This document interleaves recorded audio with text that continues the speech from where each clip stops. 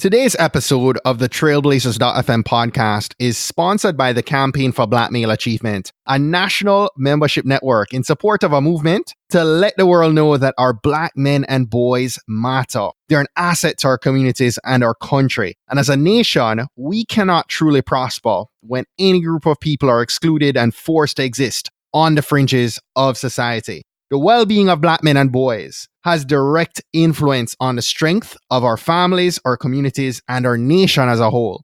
My ask, Blazer Nation, is that you'd consider joining and investing in the Campaign for Black Male Achievement as we head into the holiday season. Your contribution is going to help CBMA to amplify and catalyze Black male achievement around the country. To do so, I ask that you'd visit blackmaleachievement.org and select either of the options to join and or donate to this movement today.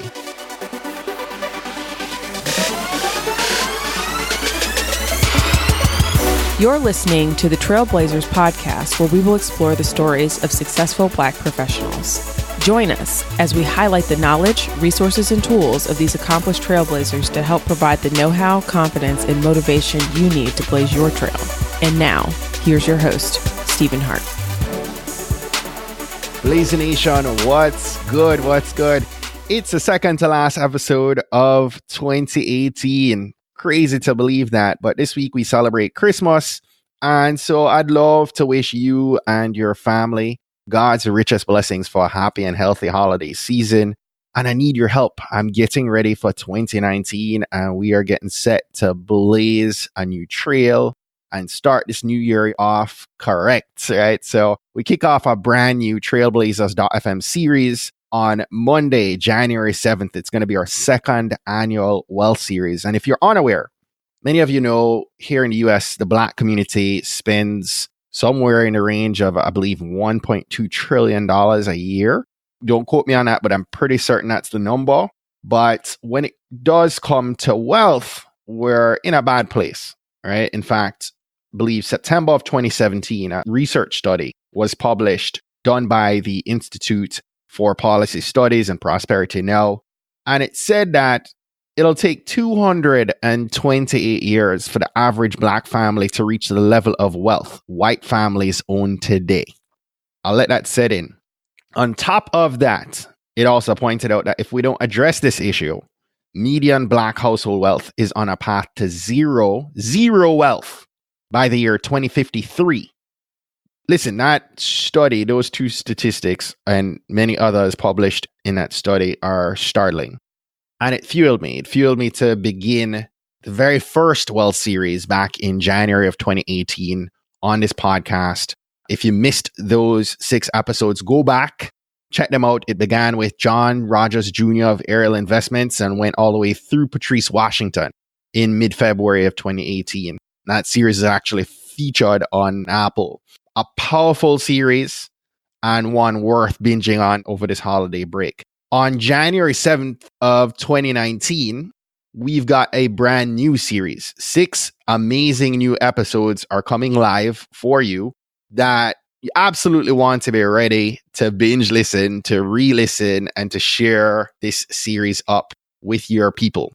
We're going to be bringing some amazing new trailblazers in the financial space today that are going to provide you a ton of knowledge and resources and tools that I am hoping, in fact, I know it's going to help our community to rise up and go beyond with closing this wealth gap and turning this prediction on its head, right? So get set for that. Set your calendars again, January 7th, 2019. Get set to receive some amazing mission fuel within that Wealth Series. Today's episode features a DMV resident trailblazer, Dr. Mildred Peyton. Dr. Peyton is talking about a very important topic, bullying. And it's applicable to kids, but it's also applicable to us as adults as well. And I hope you're going to come away from this episode understanding that our pain can drive us to help others or bring about some positive change. So get set to receive today's mission fuel from our featured trailblazer, Dr. Mildred Peyton. I wish you all a Merry Christmas. Dr. Mildred Peyton, welcome to Trailblazers.fm. Thanks for being here. Thank you so much for having me. Yes. So I love to kick things off from a place of gratitude. And so wanted to ask you, what's an unexpected blessing that you're most grateful for in your life right now? Okay. I am most grateful for my family's health and well-being. I think that's really important to be healthy because without your health intact, I think everything else just kind of goes in shambles. So I'm just really grateful for that. Awesome. Where were you born? I was born in West Africa, Sierra Leone. Really? Yes. I think that's a trailblazer first. Well, there you have it. Awesome. So is that where your family, both sides, is originally from? Yes, both sides, mom and dad, both from Sierra Leone. Wow. So I have roots that tie back. A couple years ago, I did Ancestry DNA, and also with some conversations with some of my relatives, also kind of helped to confirm all of what I had gotten from both ends of the family. But Wow. I have roots that tie back to Nigeria, all the way back to Ghana. Yeah. So it's interesting to kind of see how that side of the family connection Absolutely. all connects. Grew up in Jamaica, but had family from Nigeria and family from Ireland. Okay. Actually, that, crazy jungle fever, but Hey, had a great grandmother, black lady, and this white guy. And I'm like, how does this all connect? But crazy, interesting story there. Very fascinating. Yeah. So where did you grow up here in the States? I grew up in Maryland. I still reside in Maryland currently. Wait, where are you? Right now, I'm currently in Bowie, but I grew up I grew up in Montgomery County, Maryland.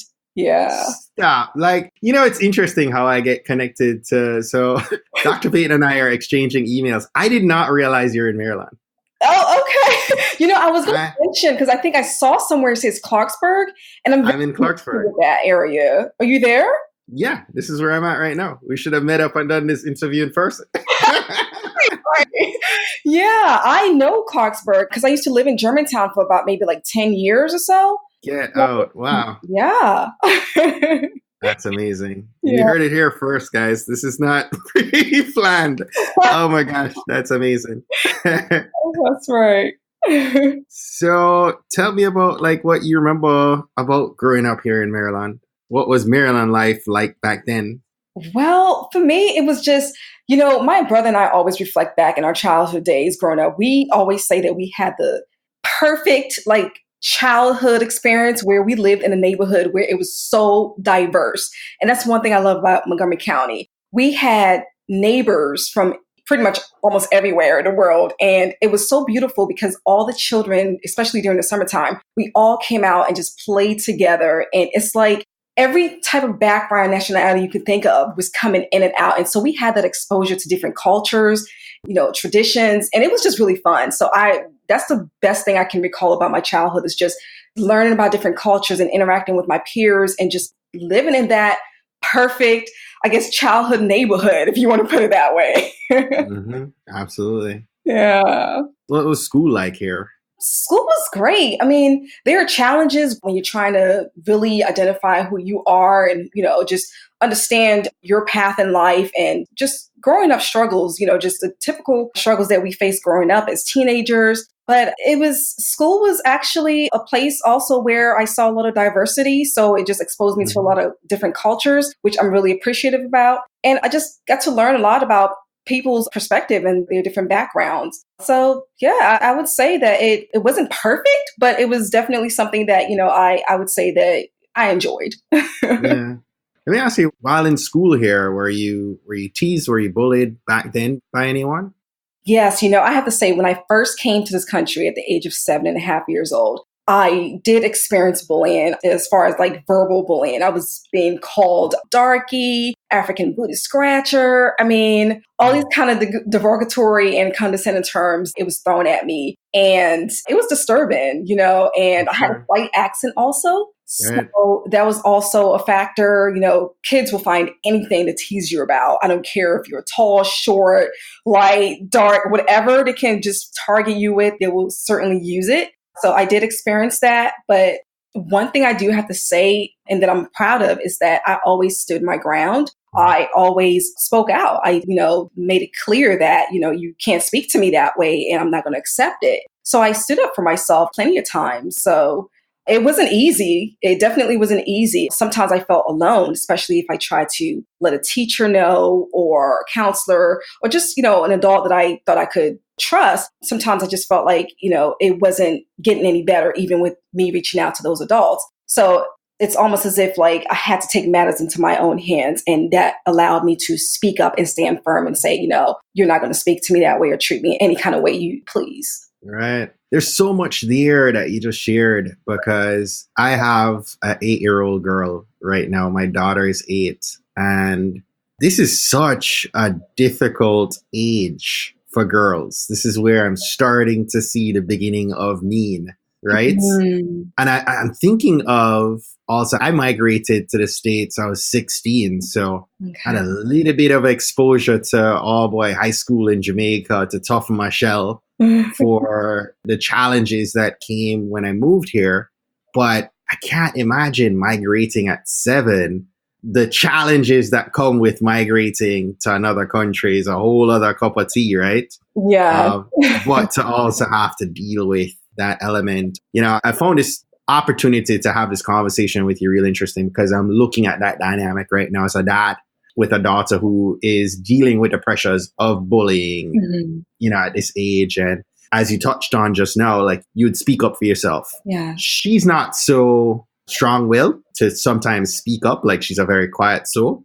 So oftentimes she'll just kind of take it and then come home and vent, right? And those opinions sometimes have a very negative effect and carry weight. And so I'd love to look at your insights because I know this is something that you're passionate about speaking on and speaking about and helping people, both young and old. Yeah.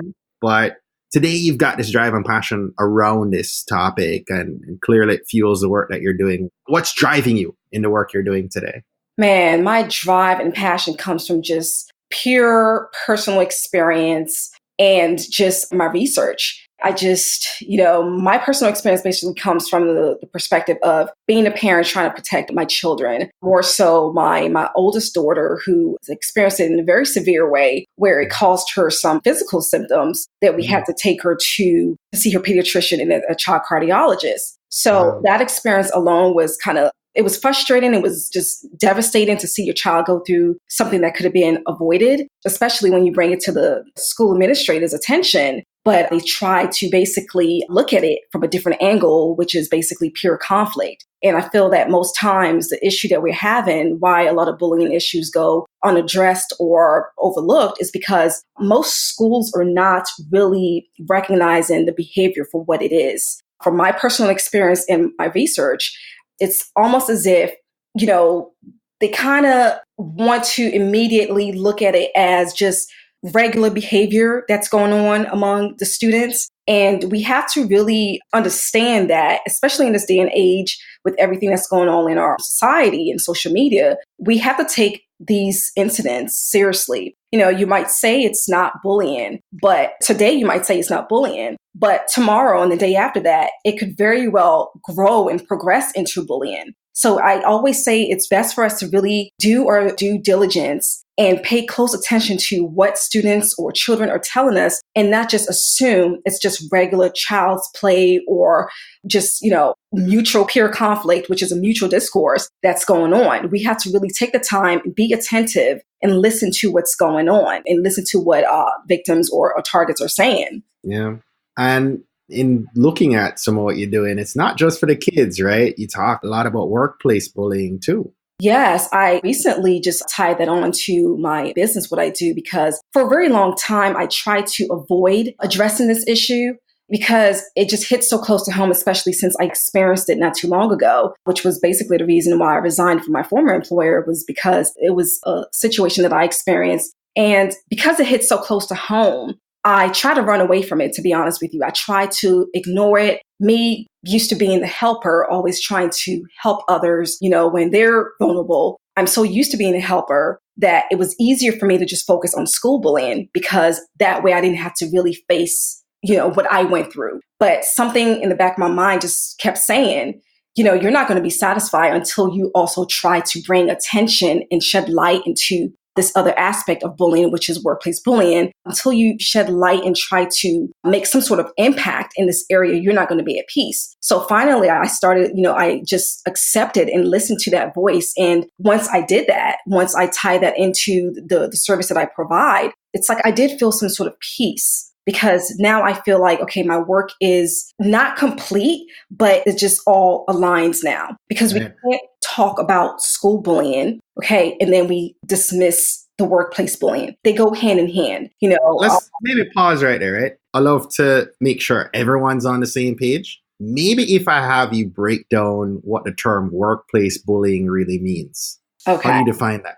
Okay. So workplace bullying, although there's not like a official bill or law in place like it is for harassment, it's just an unwanted, unwelcome behavior that someone may feel threatened about from another individual or group. It's just abusive misconduct that is intended to really harm, degrade, or dominate someone else. And all of this is just done maliciously or intentionally. It's just unwanted behavior where someone feels threatened and they just feel that someone is just trying to overpower them in any way, shape, or form. So what's the difference between that and harassment? There's not much difference at all. The only difference really is that harassment is recognized under the state and federal law, whereas bullying is not yet.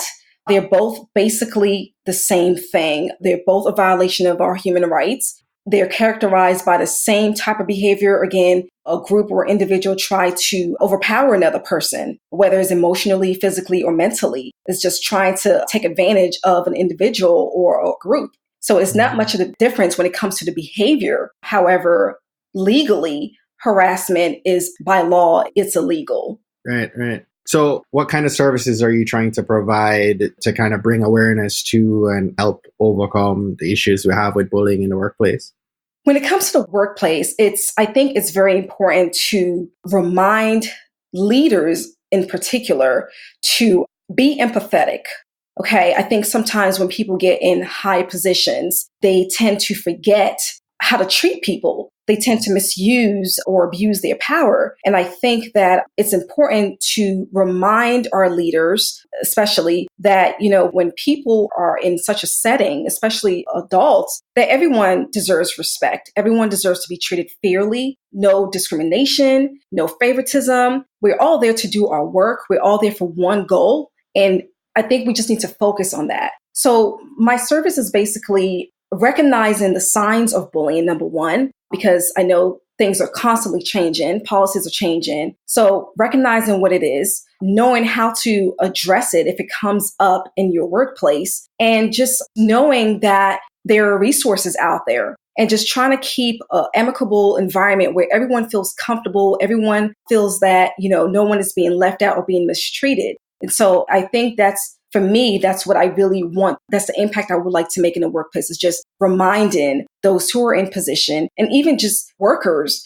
how to just treat each other with respect and just focus on the main mission, which is for us to just be at work and to do our job. Right.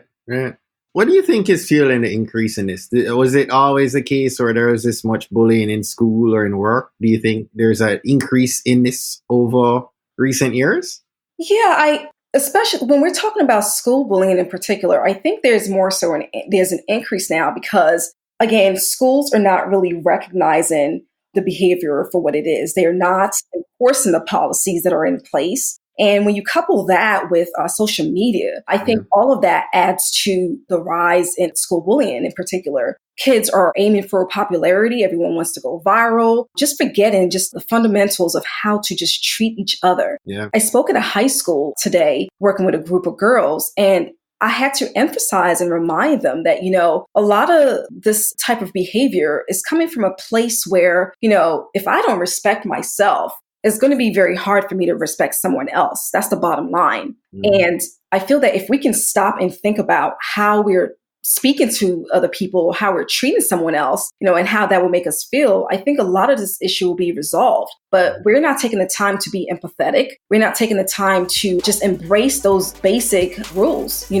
So again, it starts with respecting ourselves. And I just feel that, students in particular need to remember that. Hey guys, hope you're enjoying today's episode so far. I wanted to take a short break right here and ask you if you're getting ready to crush it in 2019. If you're saying, Stephen, I'm ready, but your personal brand isn't, I want to introduce you to my personal branding course. It's called Brand You Academy. Now, Brand You Academy is a 6-week online training course I've designed for today's busy corporate and sales professionals, as well as entrepreneurs who are looking to build an amazing personal brand and an impressive digital footprint. At the end of the 6-week program, you're going to come away crystal clear on your mission, your vision, the product that is you, as well as your audience, who you're targeting. You're going to have all your brand elements defined, including your personal brand's color palette. We're going to define our font pairing for you, help you to develop your personal logo as well as your website. You're also going to come away having clarity on how to brand and optimize your social channels and be ready to wow your future customers, your partners, as well as maybe potential employers. So listen up, someone's Googling you, right? And it's time that you took control of what they are going to find and be certain that your messaging, your visual appeal, it's going to leave them ready to connect with you, do business with you, or hire you. And so due to the level of personal support that I've been providing inside of this 6-week program, I can only bring in a limited number of students for our next launch. And so if you're interested in learning more or becoming part of this next class, this next cycle that goes live in January of 2019, I want you to hop on over right now to tbpod.com/brandyou. That's tbpod.com/brandyou. I want you to put your name on our waiting list. And the first 50 names on our waiting list are going to receive a $100 discount off the cost of the program for being part of our Blazer Nation, as well as I will have a free gift for my Blazer Nation subscribers. So don't delay. Start 2019 off by getting the help you need to build your amazing personal brand. Sign up today over at tbpod.com/brandyou. It's unfortunate, but you look at society as a whole right now, and there's a lot of that, right? People are now much more comfortable sharing their darkest, ugliest opinions in comments on social media that they would never tell someone in person, that they would never want to have dished to them, right? As you're saying. And I think, unfortunately, our kids, our next gen, they're seeing that, right? And beginning to mirror some of that. Absolutely. It's very unfortunate. Yeah. And, I think it's just so much, we're misusing social media so much that it's such an alarming rate because you're seeing all the cyberbullying going on. And that just basically comes from not using it properly. We can use the internet for so many great things, but there are also a handful of us who are just misusing it. We think that we can sit behind the computer and say what we want to say to somebody else. It's not going to make a difference, because you're never going to, I guess, be identified. But in actuality, it causes a lot of harm. The stuff that we put out there on the internet, it can be there for a very long time, if not permanent. Let's talk about, because I love practical wisdom, right? What are some steps that we can take if our kids, or maybe even some of us, are experiencing bullying? Okay, as a parent, if your child is going through bullying, you definitely want to make sure you bring it to the school's attention. No matter how many times you have to follow up, because that's very common. No matter how many times you have to follow up with a counselor, the teacher, or the school administrators, continue to reach out, be persistent, document what's going on, date it, time it, get as much information as you can from your child. Follow the chain of command. Just continue to report it, bring it to someone's attention until the issue is resolved. But again, I encourage you to document everything that's going on. Whatever your child is telling you, make sure you have note of that. Okay? That's really important. And again, just stay with it. Stay with it. Because I know there are times when I speak to parents and work with parents, they get so frustrated. They feel like they're not getting the feedback that they deserve or that they need, that they pretty much want to give up. They want to give up the advocacy for their child. And that's when it becomes very scary. Your child is looking to you for help. So you don't want to say, oh my gosh, I don't know what else to do. This is hopeless. No one is hearing me. You want to be persistent. You want to continue to push until the issue is resolved. So that's what I would definitely advise parents to do. in the workplace, if you feel that, this is not a common stress that you're going through, or you just notice that it's just not, you're not comfortable and you're just feeling more overwhelmed than usual and you suspect it's bullying, I would advise you to definitely refer back to your employee handbook. I know a lot of times when we start a new job, you go through orientation and you get your employee handbook and you go through it and so forth, and you think you'll never need to refer back to it. You never need to go back to articles such and such or whatever have you. But always keep your employee book handy. Know the current policies, because there are times where you will have to go back to that to basically speak out and advocate for yourself. And it's nothing more powerful than knowing your rights and knowing what's going to benefit you. So again, if you feel that you're going through bullying in the workplace, number one step is to refer to your employee handbook. And you also want to report it to either HR or the right person who addresses these type of issues in the work. You touched on something when you talked about documenting for children the instances, and you checked me on that one because I'm thinking of instances where there have been issues and I might send an email to a teacher to bring awareness to the matter, but, I'm not documenting all that I'm hearing and making sure that beyond that email that there is a trail of documentation for the different incidents that might come up. So I appreciate you sharing that and kind of emphasizing the importance of that. Absolutely. And yeah, the reason why my children's bullying was basically addressed is because I have so much documentation, so much details that it was just no way of denying it. Nothing was left out because we encourage our children to talk to us, give us as much information as possible. And sometimes I'm even shocked with the amount of detail that they provide us. Yeah. So that's what really helped us a lot, just having so much information that, you can just clearly see all the evidence lined up. Yes. How can someone who's being bullied cope during that kind of an experience? I would say you definitely want to talk about it with someone, whether it's a friend, family member, or anyone you trust. You might also want to speak with a professional, maybe a counselor, therapist, or what have you, just anyone that you feel comfortable. You don't want to stay quiet because a lot of times we feel that we can go through it, we can handle it, and it doesn't get better. And when we make those type of assumptions that nobody cares or it's going to go away on its own, it can really lead to devastating outcomes. So you definitely want to talk about it. You want to also focus on things that you enjoy. Because most times when we're going through challenges such as bullying, we tend to lose interest in the things that we like.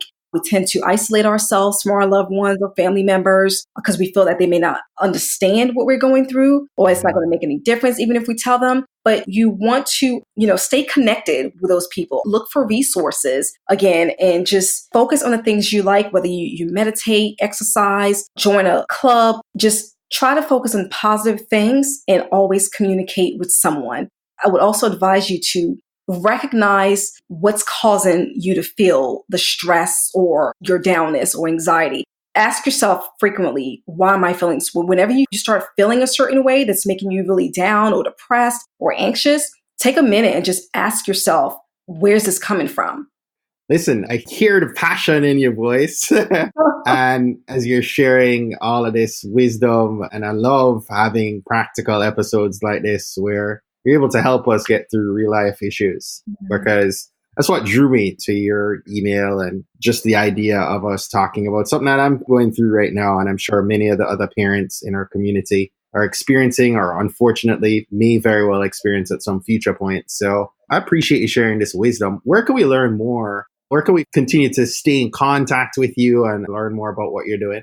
You can definitely find me or reach me on my website at drmildredpeyton.com. I'm also on social media, Instagram, Twitter, LinkedIn, and Facebook. My handles are at Dr. Mildred Peyton or at Bullying Expert. Listen, by the way, I'm a brand strategist, and Blazer Nation knows I love talking about branding. I love your website. Thank you. I love what you're doing with your digital footprint is solid. So listen, where do you see this going from here? What's the big mission as you look ahead? What do you see the future looking like for the work you're doing? Just continue to empower others. I know I mentioned earlier that for the longest time, I did not want to touch on workplace bullying because it was just too sensitive for me. But I just want to continue to use my experience to encourage and empower others to know that this type of behavior is not acceptable and you don't have to accept it. And everyone deserves to be treated fairly with respect, dignity, and you don't have to settle for it. So that's my number one mission. If I can just continue to carry this out, because to be honest, bullying is something that's always been around and it's going to be there. We always have to reinforce and remind ourselves how to interact with one another, how to treat one another. And so for as long as there are going to be humans on this earth, we're going to always have to tackle this issue. And so I want to continue to be that voice, that inspire others to just don't let anyone take away your joy, your destiny, or define who you are. Love it. Before I let you go, Blazer Nation loves to hear the resources that they might be able to pull some additional wisdom from. So love to invite you to share any good books that you've read and maybe recommend us to add to a reading queue. All right. The first book that's coming up right now, it's basically Believe Bigger by Marshawn Evans Daniels. Yes. That book to me is very powerful. As a matter of fact, that's what even encouraged me even more to tackle workplace bullying and stop running away from it, because it's like it was speaking to me. It's telling you what you are supposed to do, that we all have a task and, we can't downplay it or run away from it. So I just feel that book really speaks to every individual, because we all come on this earth for a reason, and you have to be able to identify what your purpose is. And sometimes it's not about you. Sometimes you have to go through all the challenges so that you can be a light to someone else. So that book really spoke to me, definitely at the season where I needed to really own that and embrace, what was going on. Love it. I actually want to bring Marshawn on in the coming year. She's been interviewed by another couple dear friends of mine, but definitely have her on the list of future trailblazers to feature. So appreciate you sharing that one. Our last question of the night is one that we ask all our future trailblazers, and that's this. What's one action that we should take this week that's going to help us to blaze our trail? Don't procrastinate. Yeah, if you have a task set out, do it. Get it done. Yeah, don't make any excuses. Just get it done. Take action. Blazer Nation, you heard it here. Dr. Mildred Peyton, thank you so very much for being our featured guest. Appreciate your wisdom and look forward to staying in contact with you. My pleasure. Likewise. Well, that's it for today. Thanks again for listening to this episode of the Trailblazers podcast. I'll be posting links to all of today's book recommendations and links mentioned on our show notes page at tbpod.com. If today was your first time listening to the Trailblazers podcast, I just want to extend a warm Trailblazers welcome to you. We're so happy to have you here, and we encourage you to go ahead and hit that subscribe button in your favorite podcast app. Go ahead and browse through some of our past episodes to keep the knowledge flowing. If you're a fan of the podcast and today's content, and you're maybe already subscribed to the podcast, please continue to share and invite your friends, your family, or colleagues to listen to an episode that you think might impact them most. We believe that someone listening to these inspiring stories will be moved to make significant changes that will have generational impact for many others, both now and well into the future. Don't miss next week's episode. New episodes are released each and every Monday by about 5 a.m. Eastern. Trailblazers, jump off this podcast today. Go find a way to rise above, go way beyond, and keep blazing your trail. Cheers.